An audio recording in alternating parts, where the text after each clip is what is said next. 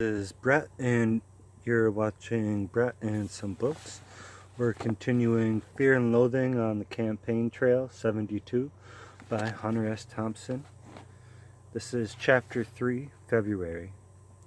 Fear and Loathing in New Hampshire. Back on the campaign trail in Manchester, Keene and the Booth fish hatcheries. Harold Hughes is your friend. Weird Memories of 68, a private conversation with Richard Nixon. Will dope doom the Cowboys? A first massive and reluctantly final judgment on the reality of George McGovern. Small hope for the Hammer and no hope at all for the press wizards. It was just before midnight when I left Cambridge and headed north on US 93 toward Manchester, driving one of those big green rented auto stick cougars that gets rubber for about 29 seconds in drive and spits hot black divots all over the road in first or second. A terrible screeching and fishtailing through the outskirts of Boston, heading north to New Hampshire, back on the campaign trail. Running late, as usual, left hand on the wheel, the other on the radio dial, seeking music, and a glass of iced wild turkey spilling into my crotch at every turn. Not much of a moon tonight, but a sky full of very bright stars. Freezing cold outside, patches of ice on the road and snow on the side hills, running about 75 or 80 through a landscape of stark naked trees and stone fences. The highway is empty and no lights in the roadside farmhouses. People go to bed early in New England. 4 years ago, I ran this road in a different Mercury, but I wasn't driving then. It was a big yellow sedan with a civvy-clothes cop at the wheel. Sitting next to the cop, up front, were two of Nixon's top speechwriters, Ray Price and Pat Buchanan. There were only two of us in back, me and Richard Nixon.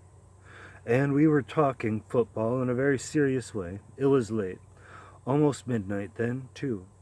And the cop was holding the big Merc at exactly 65 as we hissed along the highway for more than an hour between some American Legion Hall and a small town somewhere near Nashua, where Nixon had just made a speech, to the airport up in Manchester, where a jet Lear was waiting to whisk the candidate and his brain trust off to Key Biscayne for a think session.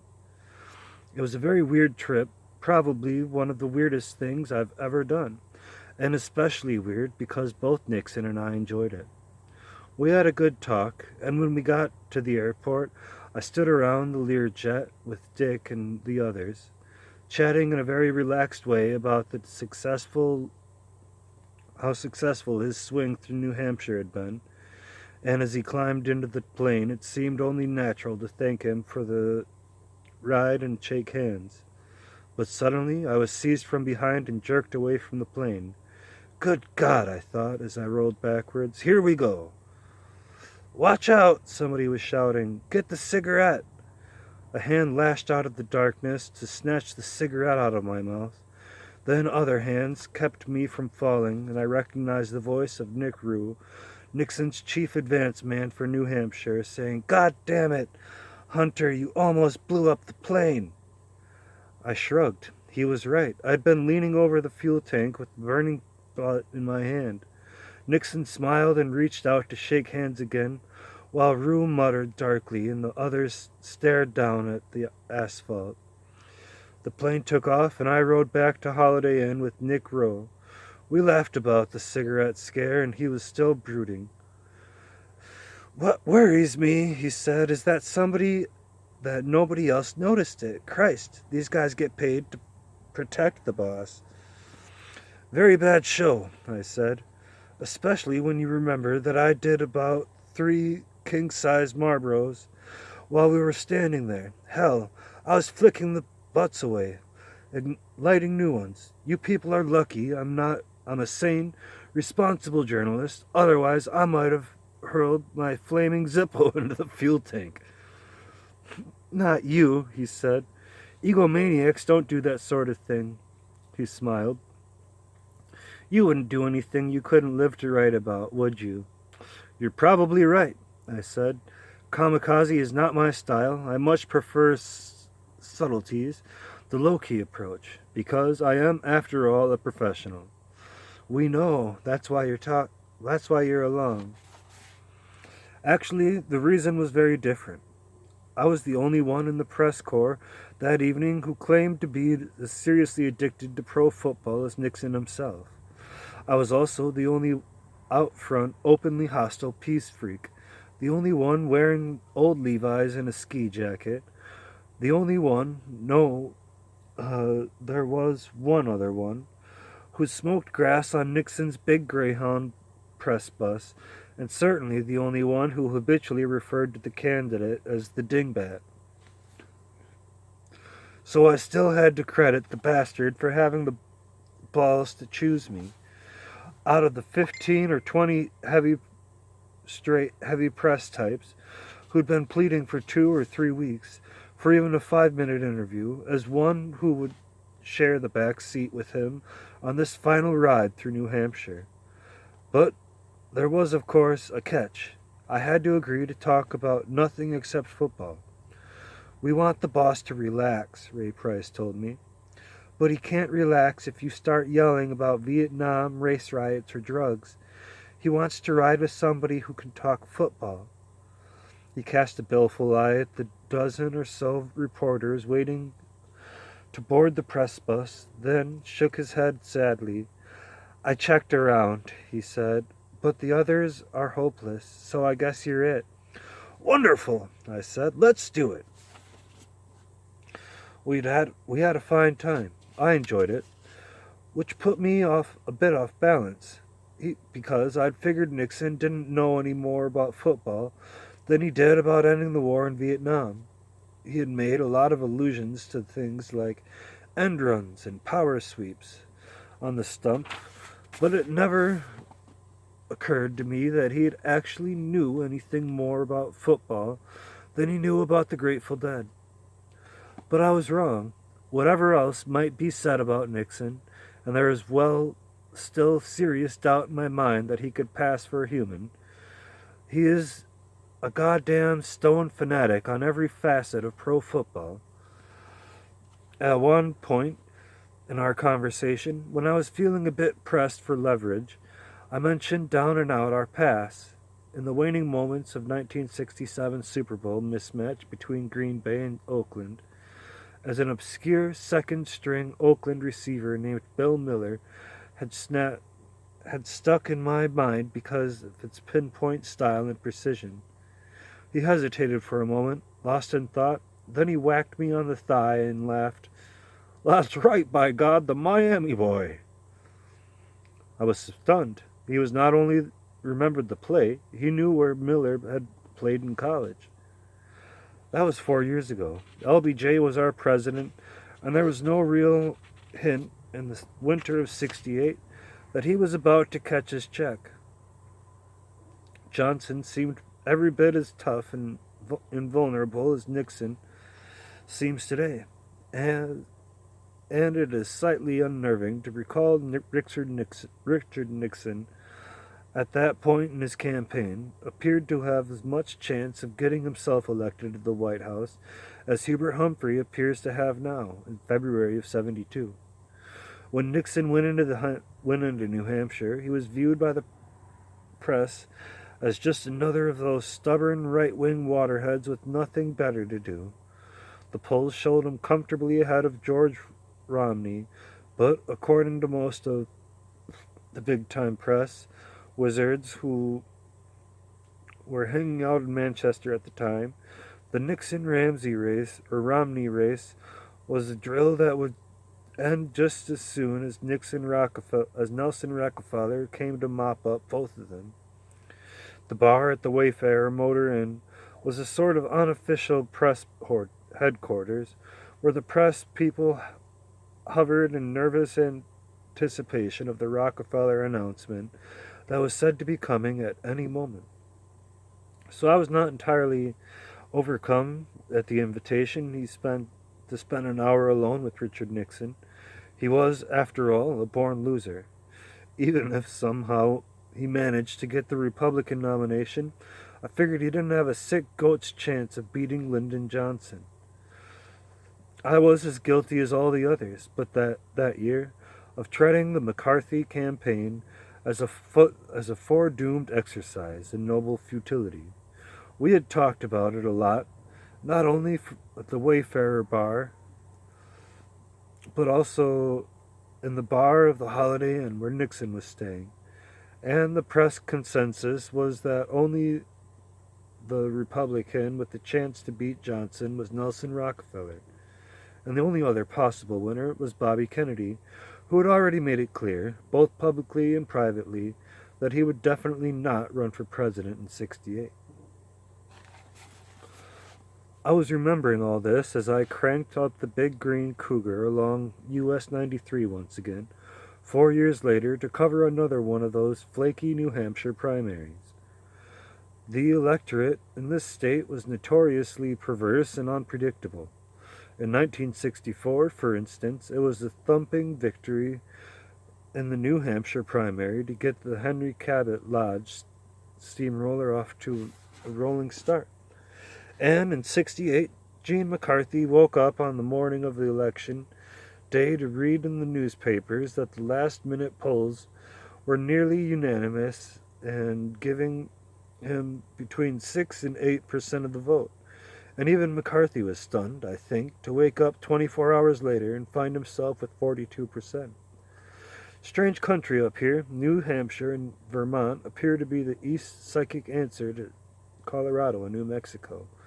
Big, lonely hills laced with back roads and old houses where people live almost aggressively by themselves. The insularity of old-timers, nursing their privacy along with their harsh right-wing politics, is oddly similar and even receptive to the insularity of the newcomers, the young dropouts and former left-wing activists. People like Andy Kopkind and Roy Mungo, co-founder of the Libertarian News Service, who've been moving into these hills at an ever-increasing numbers since the end of the 60s. The hitchhikers you find along those narrow, twisting highways look exactly like the people you'd see on the road in Boulder or Aspen or Taos. The girl riding with me tonight is looking for an old boyfriend who moved out of Boston and is now living, she says, in a chicken coop at a sort of informal commune in Greenville, New Hampshire. It is 5 or 6 degrees above zero outside, and she doesn't even have a blanket, much less a sleeping bag. But this doesn't worry her. I guess it sounds crazy, she explains. We don't even sleep together. He's just a friend, but I'm happy when I'm with him because he makes me feel like myself. Jesus, I thought. We've raised a generation of stone-desperate cripples. She's 22, a journalism grad from Boston University, and now, 6 months out of college, she talks so lonely and confused that she's eagerly looking forward to spending a few nights in a frozen chicken coop with some poor bastard who doesn't even know she's coming. The importance of liking yourself is a notion that fell heavily out of favor during the Coptic anti-ego frenzy of the acid era. But nobody guessed back then that the experiment might churn up this kind of hangover, a whole subculture of frightened illiterates with no faith in anything. The girl was not interested in whatever reasons I might have for going up to Manchester to spend a few days with the McGovern campaign. She had no plans to vote in any election, for president or anything else. She tried to be polite, but it was obvious after 2 or 3 minutes of noise that she just didn't know what the fuck I was talking about, and cared less. It was boring, another queer hustle in the world of bummers that will swarm you every time if you don't keep moving. Like her ex-boyfriend. At first, he was only stoned all the time, but now he was shooting smack and acting very crazy. He would call and say he was on his way over, and then not show up for 3 days. And then he'd be out of his head, screaming at her, not making any sense. It was too much, she said. She loved him, but he seemed to be drifting away.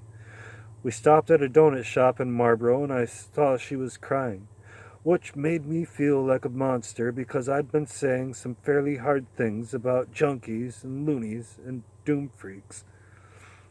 Once they let you get away with running around for 10 years like a king hoodlum, you tend to forget now and then about how half the people you meet live from one day to the next in a state of constant fear and uncertainty, that about half the time they honestly doubt their own sanity. These are not the kind of people who really need to get hung up in depressing political trips. They're not ready for it.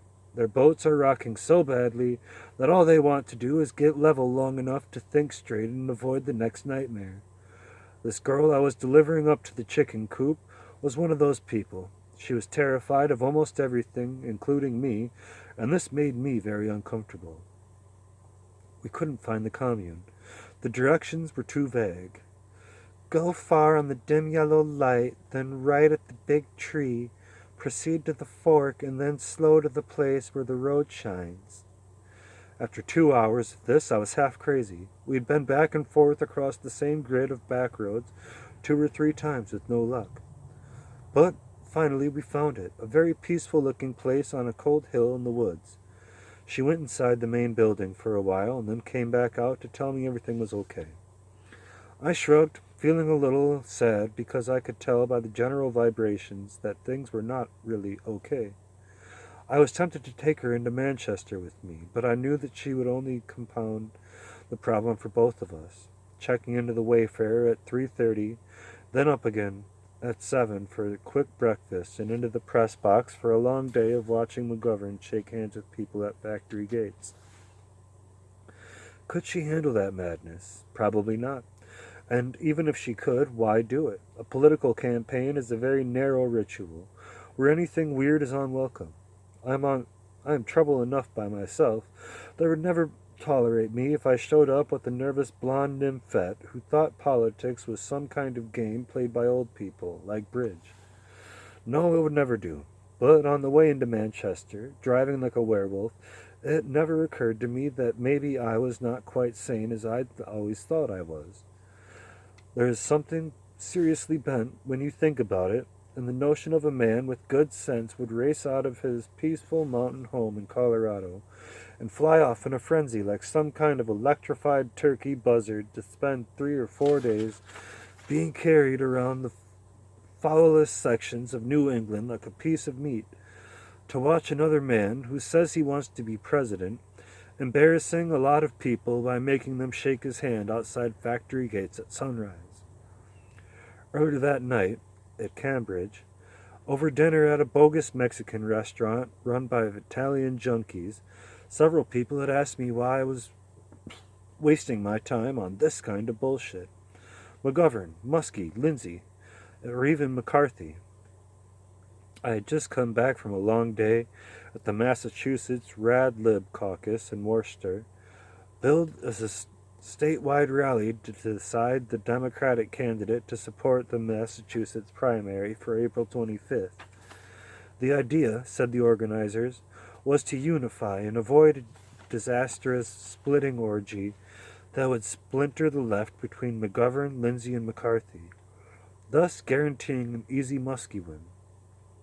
The caucus organizers were said to be well-known McCarthy supporters who'd conceived the gathering as a sort of launching pad for Gene in '72, and McCarthy seemed to agree. He was the only candidate to attend the caucus in person, and his appearance drew a booming ovation that gave every indication of an impending victory. The night before, at a crowded student rally in Hogan Student Center at Holy Cross, McCarthy had responded to a questioner who asked if he was really a serious candidate by saying, "You'll see how serious I am after tomorrow's caucus." The crowd at Holy Cross responded with a rolling cheer. The median age, that night, was somewhere around 19, and McCarthy was impressively sharp and confident as he drew roar after roar of applause with his quietly vicious attack on Nixon, Humphrey, and Muskie. As I stood there in the doorway in the auditorium, looking across the shoulders of the overflow crowd, it looked like '68 all over again. There was a definite sense of drama in seeing McCarthy back on the stump, cranking up another crusade. But that high didn't last long.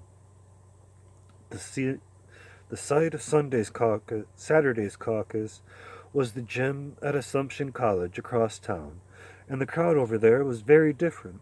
The median age at the caucus was more like 33, and the results of the first ballot were a staggering blow to McCarthy's newborn crusade.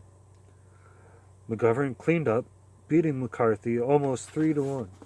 But when the final tally came in, after more than 8 hours of infighting, McGovern's quietly efficient grassroots organizers had locked up 62% of the vote, leaving McCarthy to split the rest, more or less equally, with Shirley Chisholm.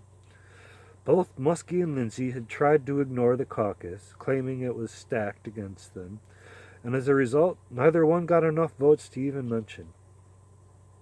The outcome of the Massachusetts Radlib caucus was a shock to almost everybody except the busloads of McGovern supporters who had come there to flex their muscle in public for the first time.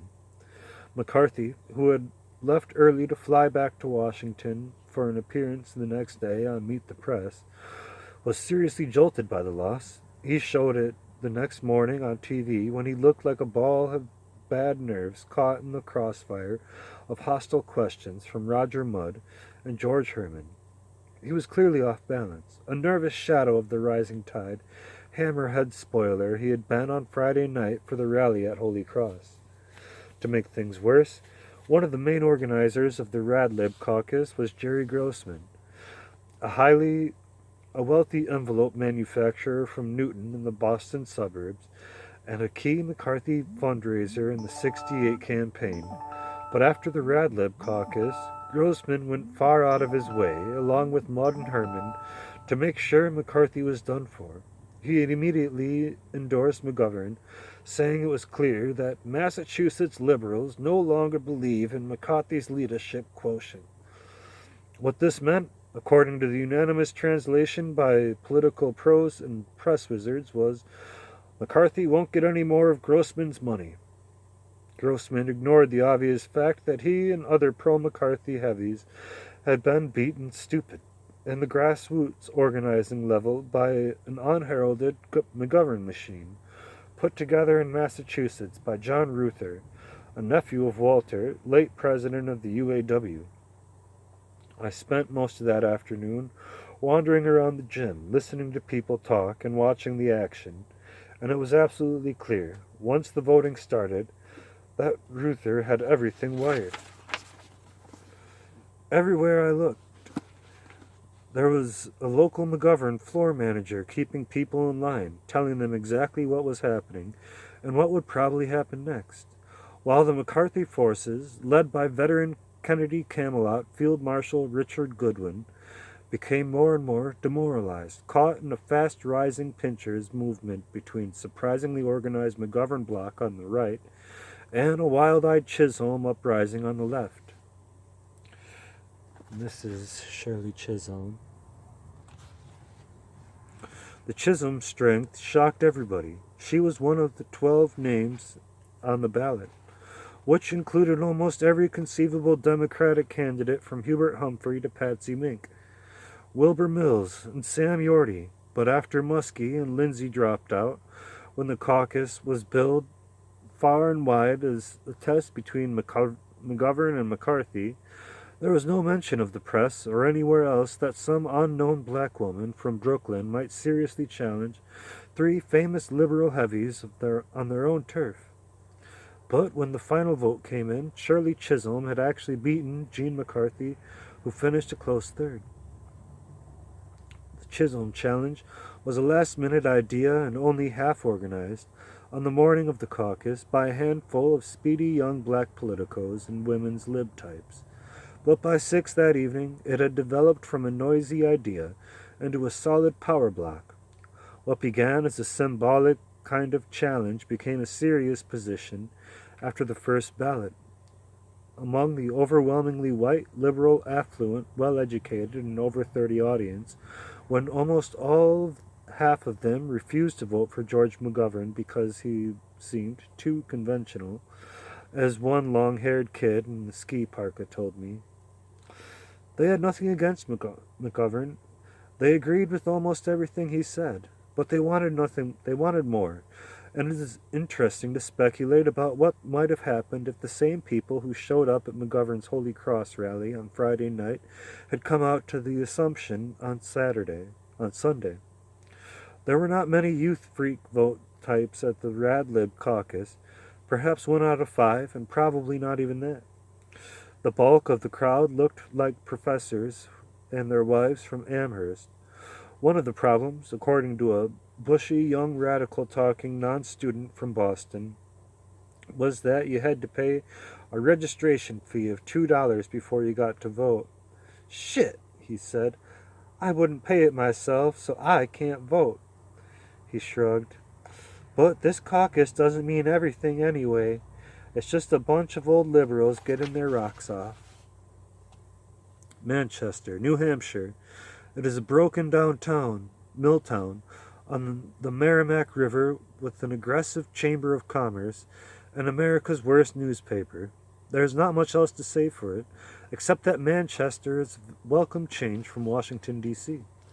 I checked into the Wayfarer just before dawn and tried to get some music on my high-powered waterproof Sony, but there was nothing worth listening to, not even out of Boston or Cambridge. So I slept a few hours and then joined the McGovern caravan for a tour of the Booth Fisheries at Portsmouth.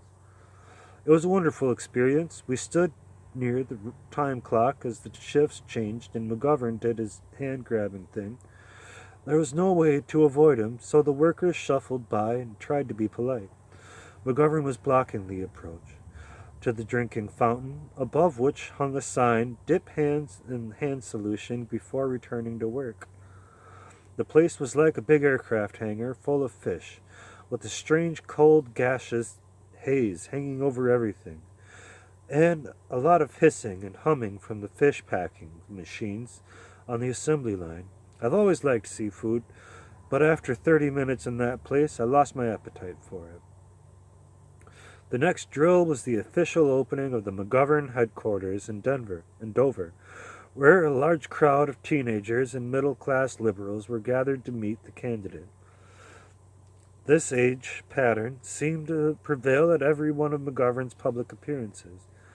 The crowds were always a mix of people either under 20 or over 40.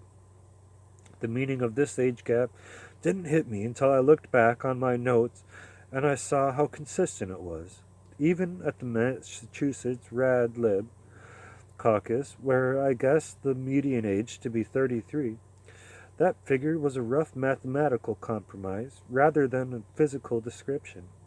In both Massachusetts and New Hampshire, the McGovern-McCarthy crowds were noticeably barren of people between 25 and 35. After Dover, the next speech was scheduled for the main auditorium at the Exeter Academy for Boys, an exclusive prep school about 25 miles up the road. The schedule showed a 2-hour break at dinner at the Exeter Inn, where the McGovern press party took over about half the dining room. I can't recommend the food at that place because they wouldn't let me eat. The only other person barred from the dining room that night was Tim Krause from the Rolling Stone Bureau in Boston. Neither one of us was acceptably dressed, they said. No ties, no 3-button herringbone jackets. So we had to wait in the bar with James Kilpatrick, the famous crypto-Nazi newspaper columnist. He made no attempt to sit with us, but he made sure that everybody in the room knew exactly who he was.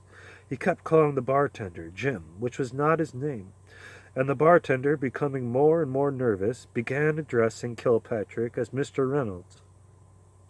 Finally, Kilpatrick lost his temper. "My name's not Reynolds, goddamned. I'm James Kilpatrick of the Washington Evening Star." Then he hauled a punch off the chair and reeled out to the lobby. The Exeter stop was not a happy one for McGovern, because word had just come in from Frank Mankiewicz, his political director in Washington, that McGovern's old friend and staunch liberal ally from Iowa, Senator Harold Hughes, had just announced he was endorsing Ed Muskie. This news was the first hit the campaign cavern, and it hit like a dung bomb. Hughes had been one of the few senators that McGovern was counting on to bring to hang tough. The Hughes, McGovern, Fred Harris, Democrat out of Oklahoma, axis had been the closest thing in the Senate to a populist power bloc for the past 2 years. Even the Muskie endorsement hustlers, who were crisscrossing the nation, putting pressure on local politicians to come out for Big Ed, hadn't bothered with Hughes, because they'd considered him untouchable. If anything, he was thought to be more radical and intransigent than McGovern himself. Hughes had grown a beard, and didn't mind admitting that he talked to trees now and then, and a few months earlier had challenged the party's hierarchy by forcing a public showdown between himself and Larry O'Brien's personal choice for the chairmanship of the all-important Credentials Committee at the National Convention. Dick Doherty, former Los Angeles Times newsman, who is handling McGovern's national press action in New Hampshire, was so shaken by the news of Hughes' defection that he hadn't even tried to explain it when reporters began asking why. Doherty had just gotten the word when the crowded press limo left Dover for Exeter, and he did his best to fend off our questions until he could talk to the candidate and agree on what to say. But in terms of the campaign morale, it was as if somebody had slashed all the tires on every car in the caravan, including the candidates. But when we got to the Exeter Inn, I half expected to see a filthy bearded raven perched over the entrance, croaking, "Nevermore." By chance, I found George downstairs in the men's room, hovering into a urinal and staring straight ahead at the gray marble tiles. "Say, I had to mention this," I said, "but what about this thing with Hughes?" He flinched and quickly zipped his pants up, shaking his hand and mumbling something about a deal for the vice presidency. I could see that he didn't want to talk about it, but I wanted to get his reaction before he and Doherty could put a story together. "Why do you think he did it?" I said. He was washing his hands, staring down at the sink.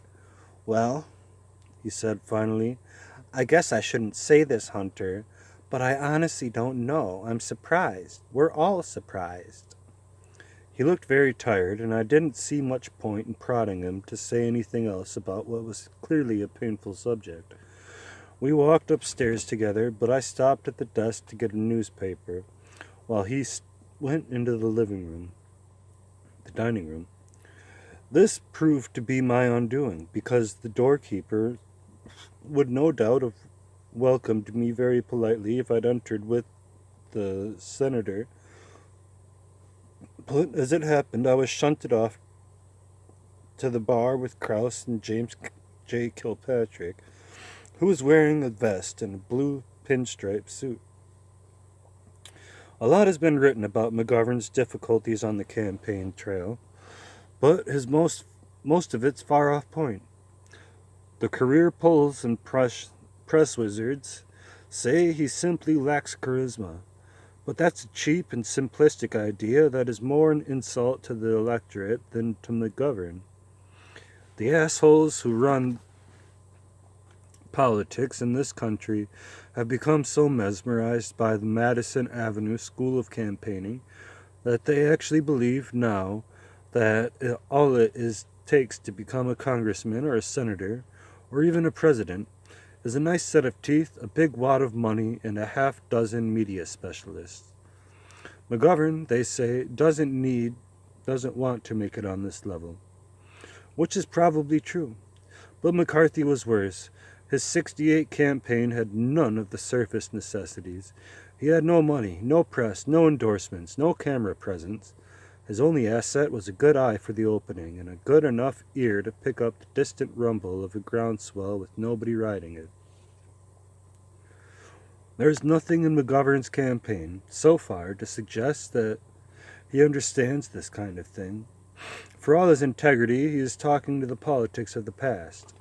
He is still naive enough to assume that anybody who is honest and intelligent with a good voting record on the issues is a natural man for the White House. But this is stone bullshit. There are only two ways to make it big in big time politics today. One is to come on like a mean dinosaur with a high-powered machine that scares the shit out of your entrenched opponents like Daley or Nixon. And the other is to tap the massive, frustrated energies of a mainly young, disillusioned electorate that has long since abandoned the idea that we all have a duty to vote. This is like being told you have a duty to buy a new car, but you have to choose immediately between a Ford and a Chevy. McGovern's failure to understand this is what brought people like Lindsay and McCarthy and Shirley Chisholm into the campaign. They all sensed an untouched constituency. Chisholm's campaign manager, a sleek young Pole from Kansas named Jerry Robinson, calls it the sleeping giant vote. "Nobody's reaching them," he said. "We got a lot of people out here that nobody think they can vote for." Ron Dellums, the black congressman from Berkeley, called it the N-word vote. He said he wasn't talking about skin pigment. "It's time somebody to lead all of America's N-word," he said as the Capitol Hill conference with Shirley Chisholm announced she was running for president.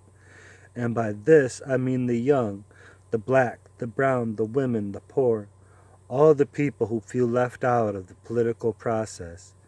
If we can put the N-word vote together, we can bring about some real change in this country." Dellums is probably the only elected official in America who feels politically free enough to stare at the camera and make a straight-faced pitch to the N-word vote. But he's also enough of a politician to know it's out there. Maybe not in the Exeter Inn, but in the hills north and west of Manchester are teeming with N-words. They don't turn out for the speech-making, and they probably don't vote in the primary, but they're there, and they are a hell of a lot of them. Looking back on that week in New Hampshire, it was mainly a matter of following George McGovern around and watching him do his thing, which was pleasant, or at least vaguely uplifting, but not what you'd call a real jerk around. The McGovern is not one of your classic fireballs on the stump. His campaign workers in New Hampshire seem vaguely afflicted by a sense of uncertainty about what it all means. They are decent people. They are working hard. They are sincere, and most of them are young volunteers who get their pay in room and board. But they lack something crucial, and that lack is painfully obvious to anybody who remembers the mood of the McCarthy volunteers in '68. Those people were angry. The other side of that clean for Gene coin was a nervous sense of truce that hung over the New Hampshire campaign. In backroom late-night talks with the Wayfarer, there was no shortage of McCarthy staffers who said this would probably be their final trip within the system. There were some who didn't mind admitting that, personally, they'd rather throw firebombs or get heavily into dope. But they were attracted by the drama, the sheer balls of McCarthy's hopeless challenge. McCarthy's national press at the time was Seymour Hersh, who quit the campaign in Wisconsin and called Gene a closet racist. Hersh now denies that this is exactly what he said. "I was mad at hell when I quit the McCarthy campaign," he explains. "I might have said almost anything." 2 years later, Cy Hersh was back in the public ear with a story about a place called My Lai in South Vietnam. He was the one who dragged it out in the open. McCarthy's state-level pressman that year was a hair freak named Bill Gallagher, who kept his room at the Windsor open from midnight to dawn as a sort of all-night refuge for weed fanciers. A year later, when I returned to New Hampshire to write a piece about the ski racer Jean-Claude Killy, I got off the cocktail circuit long enough to locate Gallagher in a small Vermont hamlet where he was living as a de facto head of a mini commune. He'd dropped out of politics with a vengeance, his beard was down to his belt, and his head was far out of politics. The McCarthy thing had been a bad trip, he explained. He no longer cared who was president. You don't find people like Hirsch and Gallagher around McGovern's headquarters in Manchester this year. They would frighten the staff. McGovern's main man in New Hampshire is a fast young Pole named Joe Grandmason, whose personal style hovers somewhere between that of a state trooper and of a used car salesman. Grandmason was eager to nail Muskie. If we elect a president who 3 years ago said, "Gee, I made a mistake," well, I think it's about time these people were held accountable for those mistakes. Indeed, but Grandmason backed away from me like he'd stepped on a rattlesnake when I asked him if it were true that he'd been a Johnson delegate in the Chicago Convention in '68. We met at a McGovern cocktail party in a downstate hamlet called Keene. "Let's talk about the word accountable," I said, and I get the feeling you stepped in shit on that one. "What do you mean?" he snapped. "Just because I was a Johnson delegate doesn't mean anything. I'm not running for office." "Good," I said. We were standing in a short hallway between the kitchen and the living room, where McGovern was saying, "The thing the political bosses want the most is for young people to drop out, because they know the young people can change the system, and the bosses don't want any change." True enough, I thought. But how do you change the system? By hiring a young fogey like Grandmason to wire up your act in New Hampshire? With a veteran Judas Goat like that in charge of the operation, it's no wonder that McGovern's Manchester headquarters is full of people who talk like nervous poli-sci students on job leave. Joe didn't feel like discussing his gig at the '68 convention, which is understandable. If I had done a thing like that, I wouldn't want to talk about it either. I tried to change the subject, but he crammed a handful of potato chips into his mouth and walked away. Later that night, after the cocktail party, we drove out to the Student Union Hall at Keene State College, where McGovern addressed a big and genuinely friendly crowd of almost 3,000, jammed into a hall meant for 2,000 tops. The advanced man had done his work well. The big question tonight was amnesty, and when McGovern said he was for it, the crowd came alive.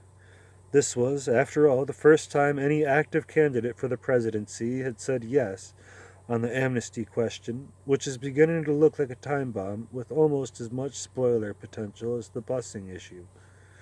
They both have long and tangled roots, but it is hard to imagine any impact in American politics today that could have been a more long-range impact than the argument over amnesty, which is nothing more or less than a proposal to grant a presidential pardon to all draft dodgers and U.S. military deserters on the grounds that history has absolved them. Because if the Vietnam War was wrong from the start, as even Nixon has tacitly admitted, then it is hard to avoid the logic of that argument that says that the anti-war exiles were right to refuse fighting in it. There is not much room for politics in the amnesty agreement. It boils down to an official admission of the American military establishment acting in spiritual concert with the White House and the national business community was wrong. Almost everybody except Joe Alsop had already admitted this in private, but it is going to be a very painful thing to say in public. It will be especially painful to the people who got their sons shipped back to them in rubber sacks, and to the thousand of young vets who got their arms and their legs and balls blown off for what the White House and Ed Muskie now admit was a mistake. But 60,000 Americans have died for that mistake, along with several million Vietnamese, and it only now is becoming clear that the war dead will also include hundreds of thousands of Cambodians, Laotians, and Thais. When this war goes into the history books, the United States Air Force will rank as the most efficient gang of murderers in the history of man. Richard Nixon is flatly opposed to a general amnesty for the men who refuse to fight for this tragic war. Muskie agrees, but he says he might change his mind once the war ends. And Lindsay, as usual, is both for and against it. The only candidates in favor of amnesty are McGovern and Ted Kennedy. I watched McGovern deal with the question when it popped out of that overflow student audience at Keene State. He was talking very sharp, very confident, and when the question of amnesty came up, he got right on it, saying, "Yes, I'm in favor." This provoked a nice outburst of cheers and applause. It was a very strong statement, and the students clearly dug it. Then, moments later, somebody tossed out the fishhook, asking McGovern if he had any plans, pro or con, about supporting Muskie if Big Ed got the nod in Miami. McGovern paused, shifted uneasily for a second or so at the podium, and then said, "Yes, I'm inclined to that position." I was standing behind him on the stage, looking out at the crowd through a slit in the big velvet curtain, and according to the red-inked speed scrawl in my notebook, the audience responded with, "No cheering, confused silence. The audience seems to sag." But those were only my notes. Perhaps I was wrong, but even making a certain allowance for my own bias, it still seems perfectly logical to assume that an audience of first-time voters might at least momentarily be confused by a left champion Democratic candidate who says in one breath that his next opponent is dead wrong on a very crucial issue, and then in the next breath says he plans to support his opponent if he wins the nomination. I doubt I was the only person in the hall at that moment who thought, well, shit, if you plan to support him in July, why not support him now and get it over with? Moments later, the speech ended and I found myself out on the sidewalk shooting up with Ray Morgan, a veteran political analyst from Kansas City Star. He was on his way to the airport with McGovern for a quick flight on the charter plane to Washington, and he urged me to join him. But I didn't feel up to it. I felt like thinking for a while, running that narrow, icy little highway back to Manchester just as fast as the Cougar would make it and still hold the road, which is not very fast, so I had plenty of time to brood and to wonder why I felt so depressed. I had not come to New Hampshire with any illusions about McGovern or his trip, which was, after all, a long-shot underdog challenge that even the people running his campaign said was not much better than 30-1. What depressed me, I think, was that McGovern was the only alternative available this time around, and I was sorry I couldn't get up for it. I agreed with everything he said, but I wished he would say a lot more, or maybe something different. Ideas, specifics, programs, etc.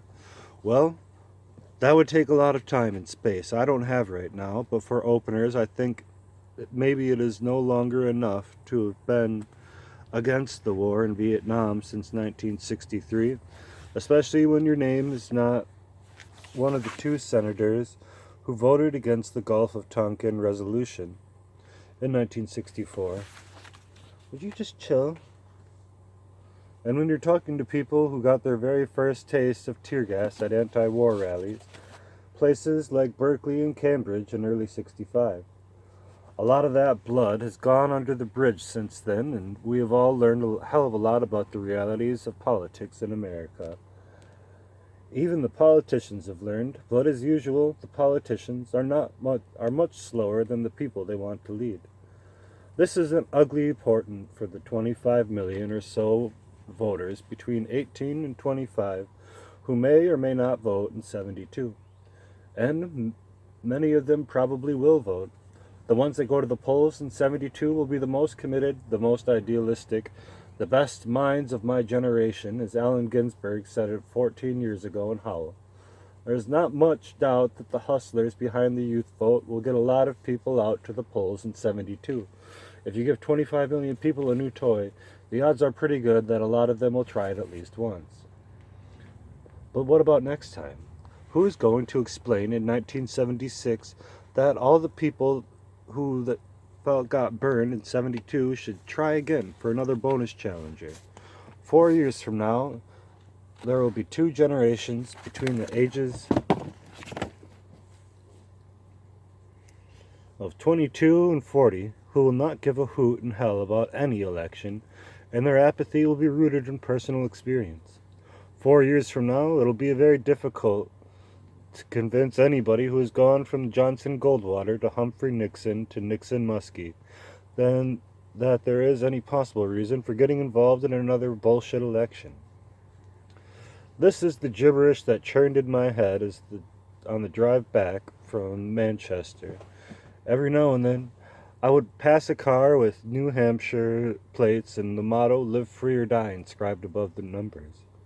The highways are full of good mottos, but T.S. Eliot put them all in a sack when he coughed up that line about, what was it?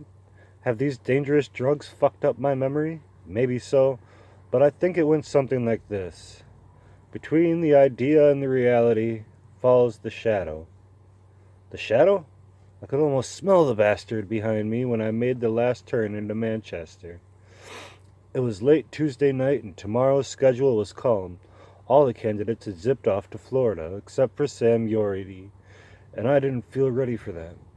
The next day, around noon, I drove down to Boston. The only hitchhiker I saw was an 18-year-old kid with long black hair who was going to Reading, or Reading as he said it.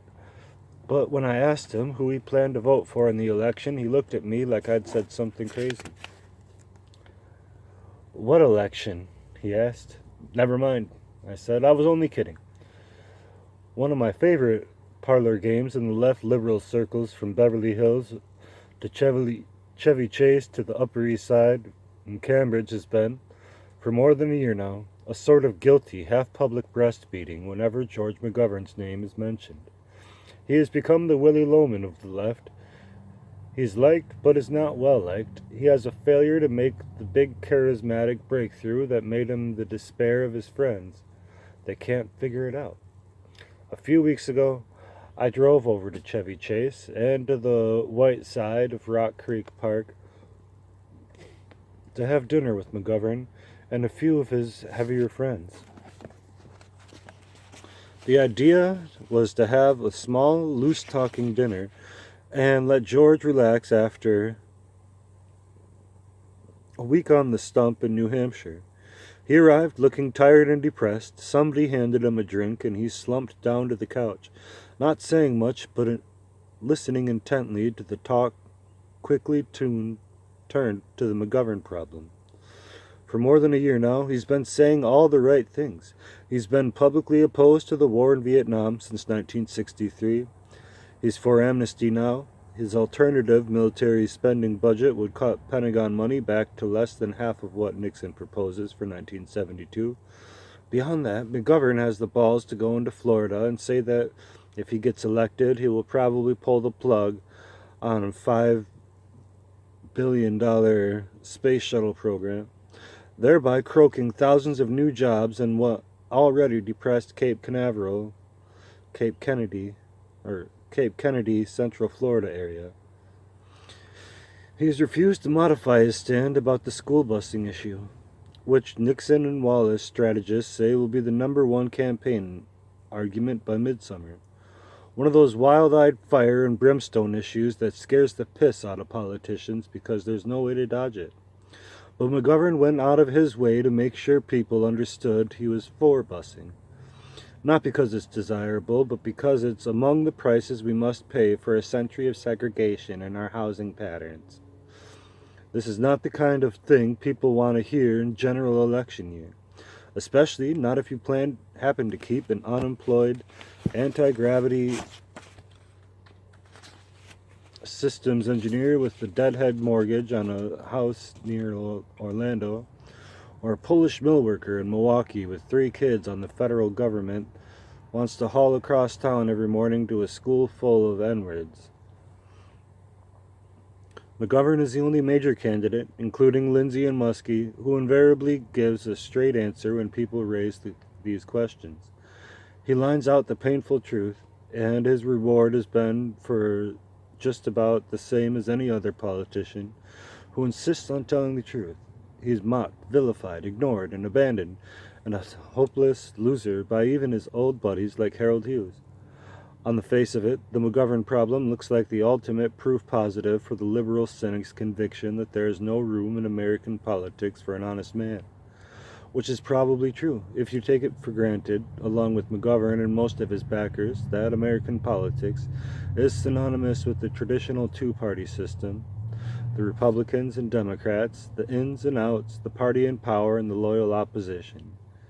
That's the term National Democratic Party Chairman Larry O'Brien has decided to go with this year, and he says he can't for the life of him understand why party headquarters from coast to coast aren't bursting at the seams with dewy-eyed young voters completely stoned on the latest party message. Message to O'Brien. Well, Larry, I really hate to lay this on you, because we used to be buddies, right? That was back in the days when I brought all those white short sharkskin suits because I thought I was going to be the next governor of American Samoa. You strung me along, Larry. You conned me into buying all these goddamn white suits and kept me hanging around that Holiday Inn in Pierre, South Dakota, waiting for my confirmation to come through. But it never did, Larry. I was never appointed. You bushwhacked me. But what the hell?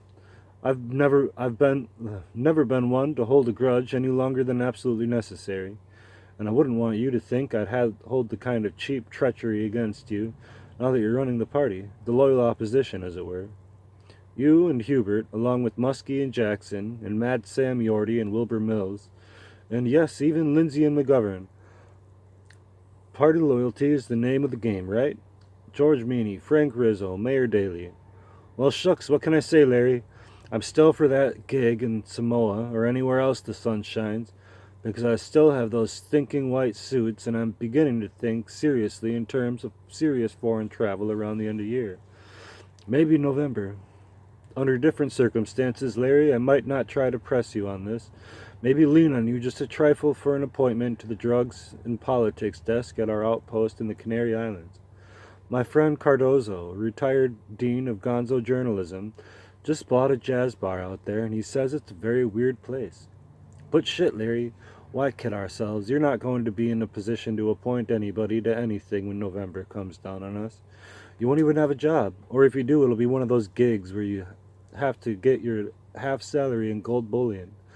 Because that's the way it looks now. The Democratic Party won't be issuing a hell of a lot of certified checks after November 7th. Remember the Whigs, Larry? They went belly up with no warning at all when a handful of young politicians like Abe Lincoln decided to move out on their own and fuck the Whigs, which worked out very nicely. And when it became almost instantly clear that the Whig hierarchy was just a gang of old impotent windbags with no real power at all, the party just curled up and died. And any politician stupid enough to stay loyal went down with the ship. This is the soft underbelly of the McGovern problem. He's really just another good Democrat, and the only thing that sets him apart from the others is a hard, almost masochistic kind of honesty that drives him around the country, running up huge hills and turning people off. We are not a nation of truth lovers. McGovern understands this, but he keeps on saying these terrible things anyway. And after watching him in New Hampshire for a while, I found myself wondering, to a point that bordered now and then on anguish, just what the hell it was about the man that left me politically numb, despite the fact that I agreed with everything he said. I spent 2 weeks brooding on this because I like McGovern, which still surprises me, because politicians, like journalists, are pretty hard people to like. The only other group I've ever dealt with who struck me as being essentially meaner than politicians are tight ends in pro football. There's not much difference in basic temperament between a good tight end and a successful politician. They'll both go down in the pit and do whatever has to be done, then come up smiling, occasionally licking blood off their teeth. Gene Big Daddy Lipscomb was not a tight end, but he had the same instincts. The Baltimore Colts paid Gene to mash quarterbacks, and failing that, to crack collarbones and make people deaf. Shortly before he OD'd on smack, Big Daddy explained his technique to a lunchtime crowd of Rotarians. I always go straight for the head, he explained. Whoever's across from me, I bash him with the flat part of my hand, nail him square on the ear hole with his helmet about 5 straight times. Pretty soon, he gets so nervous he can't concentrate. He can't even hear the signals. Once I get him spooked, the rest is easy. There's a powerful fascination that attaches to this kind of efficiency. And it's worth remembering that Kennedy won the 1960 Democratic nomination not by appealing to a higher and finer consciousness of the delegates, but by laying the stump in the whip song of Adlai Stevenson's people when the deal went down in Los Angeles. The Kennedy machine was so good that Mayor Daley came around. A good politician could smell the hammer coming down like an old sailor smells the squall behind the sun. But Daley is not acting, this year, like a man who smells the hammer. When George McGovern went to pay him a courtesy call on Daley last month, the mayor's advice was, go out and win an election, then come back and see me. McGovern and his earnest liberal advisors don't like to talk about that visit, no more than Muskie and his people enjoy talking about Big Ed's courtesy call on Super Cop Frank Rizzo, the new mayor of Philadelphia. But these are the men with the muscle. They can swing a lot of votes. Or at least that's what the conventional wisdom says. Daley, Rizzo, George Meany, the good old boys, the kingmakers. And then there's the flaw in McGovern. When the big whistle blows, he's still a party man. 10 years ago, the electorate saw nothing wrong with the spectacle of two men fighting savagely for the party nomination, calling each other whores and traitors and thieves all the way up to the balloting time at convention. Then miraculously coming together, letting bygones be bygones to confront the common foe, the other party. But the electorate has different tastes now, and that kind of honky-tonk bullshit doesn't make it anymore. Back in 1960, most Americans still believed that whoever lived in the White House was naturally a righteous and upstanding man, otherwise he wouldn't be there. This was after 28 years of Roosevelt and Eisenhower, who were very close to God. Harry Truman, who had lived a little closer to the devil, was viewed more as an accident than a real president. This shit train began on November 22nd, 1963, in Dallas, when some twisted little geek blew the president's head off, and then a year later, LBJ was re-elected as the peace candidate. Johnson did a lot of rotten things in those 5 bloody years. When the history books are written, he will emerge in his proper role as the man who caused an entire generation of Americans to lose all respect for the presidency, the White House, the Army, and the whole structure of government. Then came 68, the year that somehow managed to confirm almost everybody's worst fears about the future of the Republic. And then, to wrap it all up, another cheapjack hustler moved into the White House. If Joe McGinnis had written The Selling of the President about good old Ike, he'd have been chased through the streets of New York by angry mobs. But he wrote it about Nixon, and people just shrugged and said, yeah, it's a goddamn shame, even if it's true, but so what? I went to Nixon's inauguration. Washington was a sea of mud and freezing rain. At the inaugural parade neared the corner of 16th and Pennsylvania Avenue, some freak threw a half-gallon jug wine at the convertible carrying the commandant of the Marine Corps. And as one-time presidential candidate George Romney passed by in his new role as Secretary of Health, Education and Welfare, the mob on the sidewalk began chanting, "Romney eats shit! Romney eats shit!" George tried to ignore it. He knew the TV cameras were on him, so he curled his mouth up in a hideous smile and kept waving at the crowd, even as they continued to chant, "Romney eats shit!" The mood of the crowd was decidedly ugly. You couldn't walk 50 feet without blundering into a fistfight. The high point of the parade, of course, was the moment when the new president's car passed by. But it was hard to be sure which one it was. The Secret Service ran a few decoys down the line from time to time, apparently to confuse the snipers and maybe draw some fire, but nothing serious happened.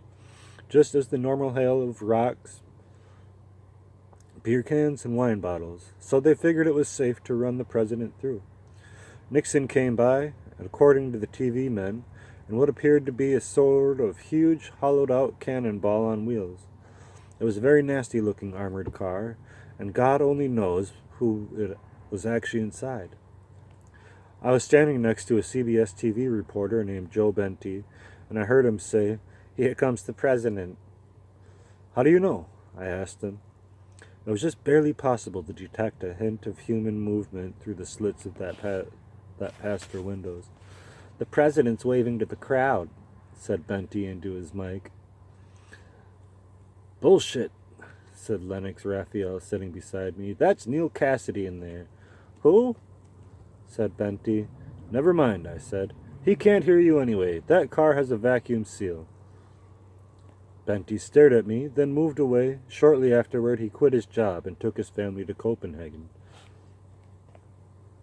When the great scorer comes to list the main downers of our time, the Nixon inauguration will have to be ranked number 1. Altamont was a nightmare. Chicago was worse. Kent State so bad that it's still hard to find the right words for it. There was at least a brief flash of hope in those scenes, a wild kind of momentary high, before the shroud came down. The Nixon inauguration was the only public spectacle I'd ever dealt with that was a king-hell bummer from start to finish. There was a stench of bedrock finality to it.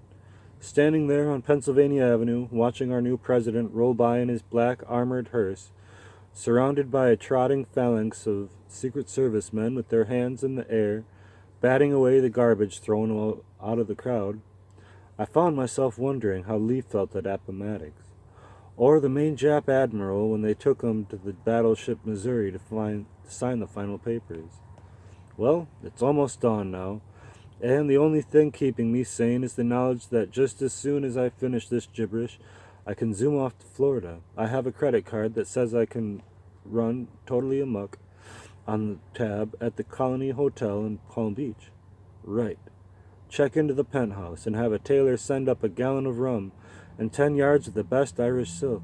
I need tailor-made free-falling suit, just in case they invite me down to Caracas for the races.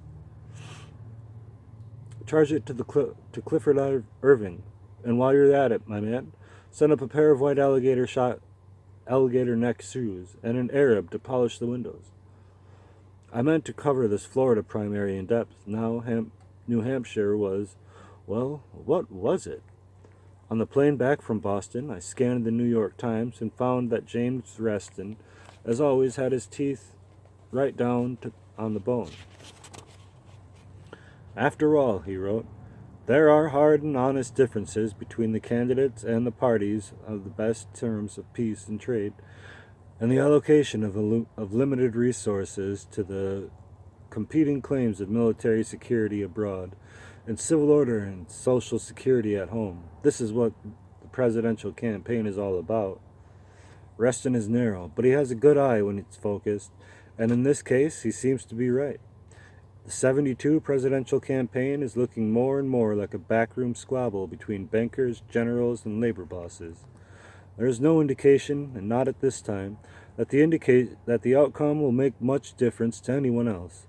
If the Republicans win, we will immediately declare limited nuclear war on all of Indochina, and the IRS will start collecting a 20% national sales tax on every dollar spent by anybody for the national defense emergency. But if the Democrats win, Congress will begin a 14-year debate on whether or not to declare a massive conventional war on all of Indochina, and the IRS will begin collecting a 20% national losers tax on all incomes under $25,000 per year for the national defense emergency. The most recent Gallup poll says Nixon and Muskie are running head-to-head, but on closer examination, the figures had Muskie trailing by a bare 1 point. So he quickly resigned his membership at the Caucasians-only Congressional Country Club in the horsey suburbs near Cabin John, Maryland. He made this painful move in late January, about the same time he began hammering Nixon's end the war proposal. Watching Muskie on TV that week, I remembered the words of Senator Ernest Gruening of Alaska when he appeared at the Massachusetts Radlib caucus in his role as the official spokesman for McGovern. Gruening was one of the 2 senators who voted against the Gulf of Tonkin resolution in '64, the resolution that gave LBJ carte blanche to do everything necessary to win the war in Vietnam. Wayne Morse of Oregon was the only other nay vote, and both Gruning and Morse were defeated when they re-ran for election in '66. In Worcester, Ernest Gruning approached the stage like a slow-moving golem. He is 85 years old, and his legs are not real springy. But when he got behind the podium, he spoke like the Grim Reaper. "I've known Ed Muskie for many years," he said. "I've considered him a friend. But I can't help remembering that for all those years while we were getting deeper and deeper into that war, and while more and more boys were dying, Ed Muskie stayed silent." Gruning neglected to say where McGovern had been on the day of the Tonkin War vote, but I remember somebody saying, up on the press platform near the roof of the Assumption College gym, that I can forgive McGovern for blowing that Tonkin thing because the Pentagon lied. But what's his excuse for not voting against that damn wiretapping bill? The Omnibus Safe Streets and Crime Control Act of 1968, a generally oppressive piece of legislation. Even Lyndon Johnson was shocked by it, and he couldn't quite bring himself to veto the bugger, for the same reasons cited by many senators who called the bill frightening while refusing to vote against it, because they didn't want to be on record as having voted against safe streets and crime control. The bare handful of senators who actually voted against the bill explained themselves in very ominous terms. For details, see Justice by Richard Harris. I had thought about this, but I had also thought about all the other aspects of this puzzling and depressing campaign, which seemed a few months ago to have enough weird and open-ended possibilities that I actually moved from Colorado to Washington for the purpose of covering the campaign. It struck me as the right thing to do at the time, especially in the wake of the success we'd had with 2 back-to-back freak power runs at the heavily entrenched money politics Yahoo establishment in Aspen. But things are different in Washington. It's not that everybody you have talked to is aggressively hostile to any idea that might phase their well-ordered lifestyles. They just rather not think about it. And there's no sense of life in the underculture. On the national reality spectrum, Washington's doper left rock radical community is somewhere between Toledo and Biloxi. Getting it on in Washington means killing a pint of 4 roses and then arguing about foreign aid over chicken wings with somebody's drunken congressman. The latest craze on the local high life front is mixing up 6 or 8 aspirins and fresh Coca-Cola and doing it all at once. Far more government people are into this stuff than will ever admit it. What seems like mass paranoia in Washington is really just a sprawling, hyper-tense boredom, and the people who actually live there, thrive there, and the great web of government are the first ones to tell you, on the basis of the long experience, that any name or even party affiliation of the next president won't make any difference at all, except on the surface. The leaves change, they say, but the roots stay the same. So just lie back and live with it. To crank up a noisy bad stance out in a place like San Francisco and start yelling about getting things done in Washington is like sitting far back in the end zone seats at the Super Bowl and screaming at the Miami linebackers, "Stop Dwayne Thomas!" That's the aspect of the '72 Super Bowl that nobody has properly dealt with. What was it like for those humorless, God-fearing, elder-bent Jesus freaks to go out on that field in front of 100,000 people in New Orleans and get beaten like gongs by the only certified dope freak in the NFL? Thomas ran through the Dolphins like a mule through corn stalks. It was a fine thing to see, and it was a real surprise when the Texas cops busted him 2 weeks later for possession of marijuana. And the Dallas coach said yes, he'd just as soon trade Dwayne Thomas for almost anybody. They didn't get along. Tom Landry, the Cowboys coach, never misses a chance to get up on the platform with Billy Graham whenever the Crusade plays in Dallas. Dwayne Thomas calls Landry a plastic man. He tells reporters that the team's general manager, Tex Schramm, is sick, demented, and vicious. Thomas played his whole season last year without ever uttering a sentence to anyone on the team. Not the coach, not the quarterback, his blockers, nobody. Dead silence. All he did was take the ball and run every time they called his number. which came to be more and more often, and the Super Bowl Thomas was the whole show. But the season is now over, and the purse is safe in the vault, and Dwayne Thomas is facing 2-20 for possession. Nobody really expects him to serve time, but nobody seems to think he'll be playing for Dallas next year either. And a few sporting people who claim to know how the NFL works won't say he won't be playing for anybody next year. The commissioner is outraged at this mockery of all these damn government-sponsored beware of dope TV shots that dressed up the screen last autumn. We all enjoyed those spots, but not everyone found them convincing. Here was a White House directive saying several $1 million would be sent to drill dozens of name players to stare at the camera and try to stop grinding their teeth long enough to say they hate drugs of any kind, and then the best running back in the world turns out to be a goddamn uncontrollable drug sucker. But not for long. There's not much room for freaks in the National Football League. Joe Namath was saved by one simple blind luck of getting drafted by a team in New York City, a place where social outlaws are not always viewed as criminals. But Namath would have had a very different trip if he'd been drafted by the St. Louis Cardinals. Which is neither here nor there for right now. We seem to have wandered out on another tangent. But why not? Every now and then you have to get away from that ugly old politics trip, or it will drive you to kicking the walls and hurling AR-3s into the fireplace. The world is full of downers, but where in the world to describe the feeling you get when you come back tired and crazy from a week on the road to find 28 fat newspapers on the desk, 7 Washington Posts, 7 Washington Stars, 7 New York Times, 6 Wall Street Journals, and 1 Suck. To be read, marked, clipped, filed, correlated,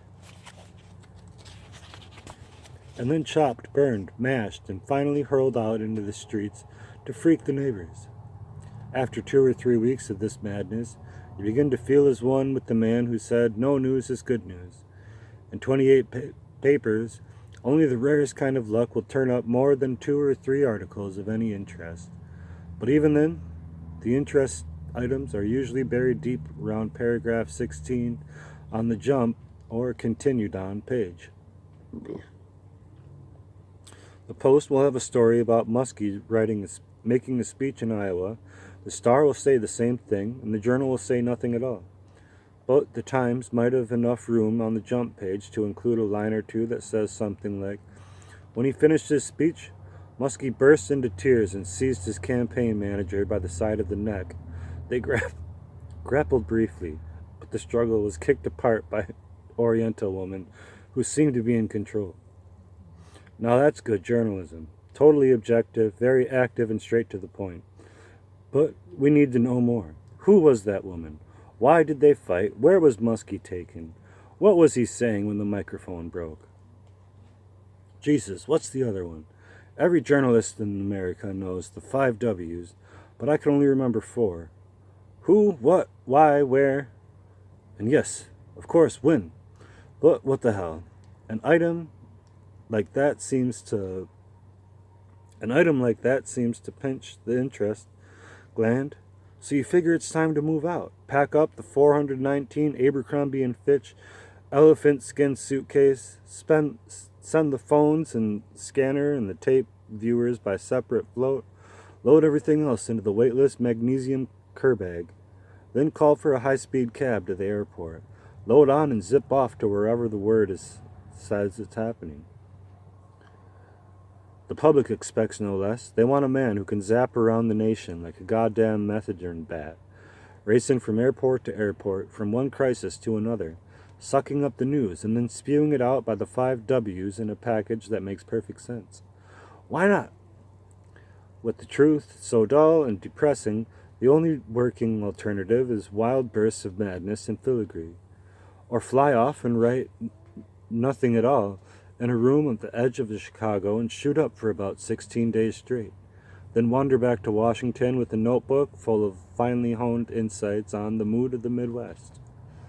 Be warned, the word among wizards is that Muskie will have the Democratic nomination locked up when the votes are counted in Wisconsin. And never mind the fact that only 12% of all potential voters will go to the polls in that state.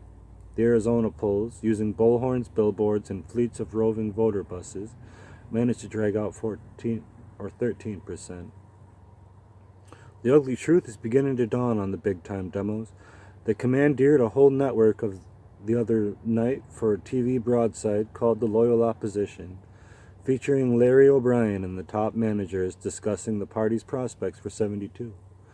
It was a terrible bummer. Even though I am paid to watch this kind of atavistic swill, I could barely keep a fix on it. It was like watching a gaggle of Woolworth stockholders bitching about all the trouble they were having getting the company to hire an executive-level Jew.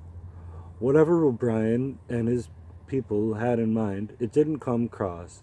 They looked and talked like a bunch of surly, burned-out Republicans, still wondering why Hubert Humphrey didn't make it in '68 with his politics of joy. Jesus, what a shock it was. The Hube always seemed like the natural, but something went wrong. What was it? Democrats don't seem to know, or if they do, they don't care to talk about it. They had a big fundraising dinner for the candidates the other night at a ballroom in downtown Washington, but the people who went said it sucked. No candidates showed up, except Humphrey, and he couldn't stay for dinner. Gene McCarthy was introduced, but he didn't feel like talking. Ted Kennedy stayed for dinner, but nobody mentioned his name. And when the party broke up before midnight, the chairman was still looking for somebody who could say something, anything meaningful. But nobody seemed ready, or none of the regulars at least, and when it comes to party affairs, the regulars are the ones to do the talking. The people who went to the party, at 500 a head, said the crowd got strangely restive toward the end of the evening, when it became apparent that nobody was going to say anything. It was very unsettling, they said, like going to a pep rally with no cheerleaders. One report said Ted Kennedy just sat there looking very uncomfortable. And so it goes. One of my last political acts in Colorado was to check in at the Pitkin County Courthouse and change my registration from Democrat to Independent. Under Colorado law, I can vote in either primary, but I doubt I'll find the time. It's hard to say, right now, just what kind of mood I'll be in November 7th. Meanwhile, I am hunkered down in Washington, waiting for the next plane to anywhere and wondering what in the name of sweet Jesus even brought me here in the first place. This is not what us journalists call a happy beat. At first, I thought it was me, that I was missing all the action because I wasn't plugged in. But then I realized I began reading the press wizards, who are plugged in, and it didn't take long to figure out that most of them were just filling space because their contacts said they had to write a certain amount of work every week. At that point, I tried talking to some of the people that even the wizards said were right on top of things. But they all seemed very depressed, not only about the '72 election, but about the whole long-range future of politics and democracy in America. Which is not exactly the kind of question we really need to come to grips with right now. The nut of the problem is what's covering this presidential campaign is so fucking dull, and it's just barely tolerable. And the only thing worse than going out on the campaign trail is getting hauled around in a booze frenzy from one speech to another, having to come back to Washington and write about it.